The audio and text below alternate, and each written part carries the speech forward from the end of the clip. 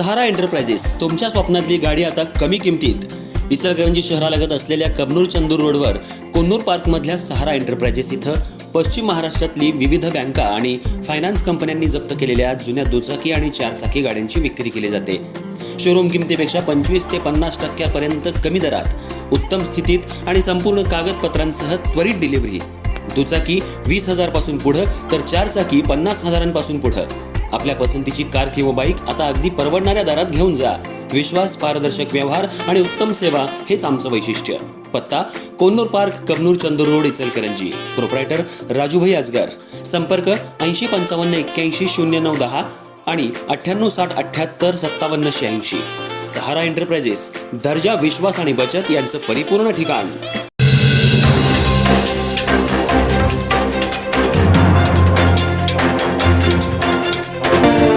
नमस्कार, मी तेजस्विनी मगदूम. एम मराठीमध्ये आपल्या सर्वांचं स्वागत आहे. पाहूयात ठळक घडामोडी. आमची जी रॅली होती त्या रॅलीच्या समारोपाच्या प्रसंगानं आमचे नेते आणि आमदार सतेज पाटलांनी इचलकरंजी शहराचा पाणी प्रश्न सोडवण्याचा आम्ही प्रयत्न करू अशा पद्धतीचं वक्तव्य या ठिकाणी केलं. आणि लगेच कुणाच्या तर पुढाला आग लागल्यासारखं झालं. कालचा एकूण त्यांचा जो अवतार होता तो अवतार बघितल्यानंतर त्यांची बोलण्याची जी पातळी होती, एकेरी बोलण्याची पातळी होती. सतेज पाटील हे राहुल आवाड्यांच्या पेक्षा जवळपास 10 ते 12 वर्षांना ज्येष्ठ आहे. आणि असं असताना एकेरी त्यांचा उल्लेख 2 ते 3 वेळा त्यांनी केला. हे मला वाटते की एकतर ते मूळ पायरीवर त्यांचे आले की काय अशा पद्धतीची शंका मला या ठिकाणी निर्माण झाली. दुसरा मुद्दा, त्यांनी सांगितले की तुम्हाला कोण पाणी देणार, देशामध्ये सत्ता आमची आहे, राज्यामध्ये सत्ता आमची आहे आणि तुम्हाला पैसे कोण देणार. आता हा विषय हा एक तर लोकांना घाबरवण्याचा, दहशत निर्माण करण्याचा प्रयोग आहे. जे लोकांना तुम्ही जर आमचे नगरसेवक निवडून दिला तरच तुम्हाला आम्ही पाणी देऊ, अन्यथा आम्ही तुम्हाला पाणी देणार नाही असं म्हणण्यासारखा हा दुसरा प्रकार. 2014 सालापासून या देशामध्ये भारतीय जनता पक्षाची सत्ता आहे, राज्यामध्ये भारतीय जनता पक्षाची सत्ता आहे. आणि मग असं असताना तुम्ही का प्रश्न सोडवला नाही पाण्याचा? किती वेळा तुम्ही युटर्न घेतला?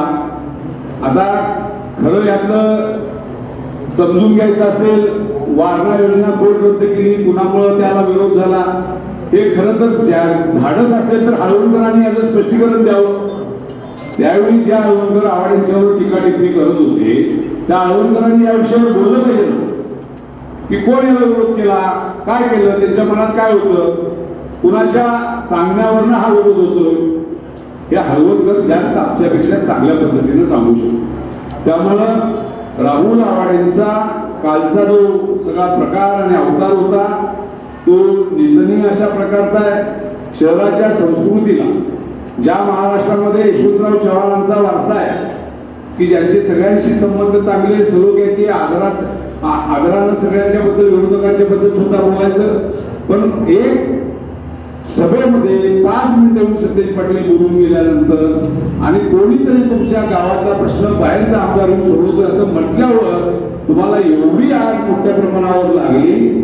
त्यातनं हे असतं सगळं हे समजून मर्म समजून येतं की उद्याच्या काळामध्ये तुम्ही हा प्रश्न सोडवणार नाही आणि नगरसेवक जर तुम्ही दुसऱ्या पक्षाचे, विरोधकांचे निवडून दिला तर देशात आणि राज्यात सत्ता आमची आहे आणि आम्ही हे प्रश्न सोडवणार नाही अशी भीती घालण्याचा प्रकार हा काल राहुल आवाडेने केला. मी त्यांचा जाहीरपणाने या ठिकाणी निषेध करतो.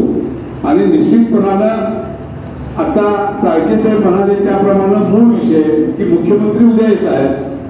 मुख्यमंत्री मागच्या विधानसभेच्या निवडणुकीपासूनचा त्यांचा 4था दौरा आहे आणि या 4ही दौऱ्यामध्ये त्यांनी पाणी देतो, पाणी प्रश्न मिटवतो.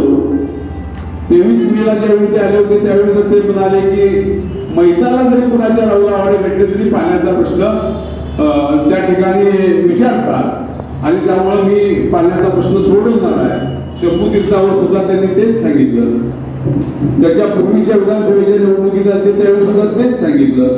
एकनाथ शिंदेनी सुद्धा तेच सांगितलं लोकसभेच्या निवडणुकीच्या वेळी. त्यामुळे सातत्यानं भूलथापा मारायचा प्रकार या ठिकाणी सातत्यानं सुरू आहे. मग धमक असेल तर पाण्याचा प्रश्न सोडवून दाखवा, सगळं गाव तुमच्या बरोबर राहील.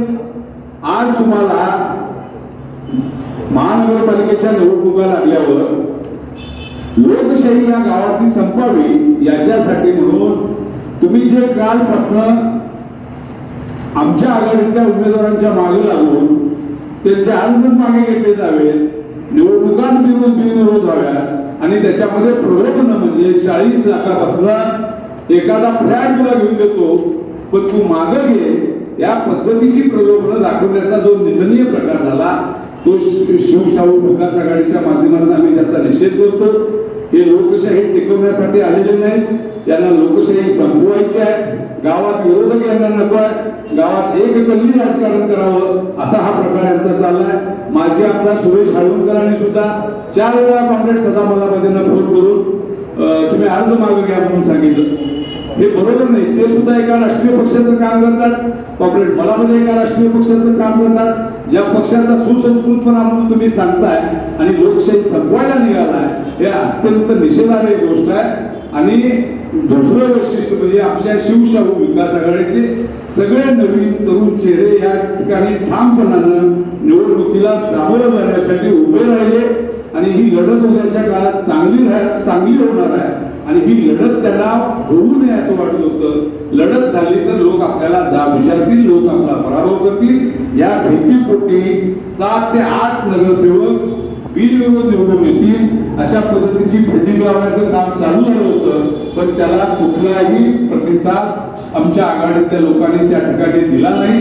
त्यामुळे हे सगळं जर बघितलं तर उद्याचा मुख्यमंत्र्यांचा जो दौरा आहे त्या मुख्यमंत्र्यांच्या दौऱ्यामध्ये मुख्यमंत्री पुन्हा सांगतील की मीच पाणी देणार, मीच पाणी देणार, मीच पाणी देणार, मोठमोठ्या घोषणा करतील, मोठमोठ्यानं ओरडतील. पण लोकांनी आता त्यांच्यावर विश्वास ठेवणे 657 कोटी रुपयाच्या जीएसटी परताव्याचं जे सांगितलं होतं तो 657 कोटीचा जीएसटी परतावा गेल्या 6 महिन्यात आलेला नाही. तुम्ही त्यावेळी झालेली अनेक ऑनलाईनची उद्घाटनाची माहिती घेतली तर त्यातल्या किती वर्क ऑर्डर झालेल्या आहेत, किती वर्क ऑर्डर झालेल्या नाही. तो 98 कोटीचा प्रकल्प सुरू झालाय की नाही झालाय.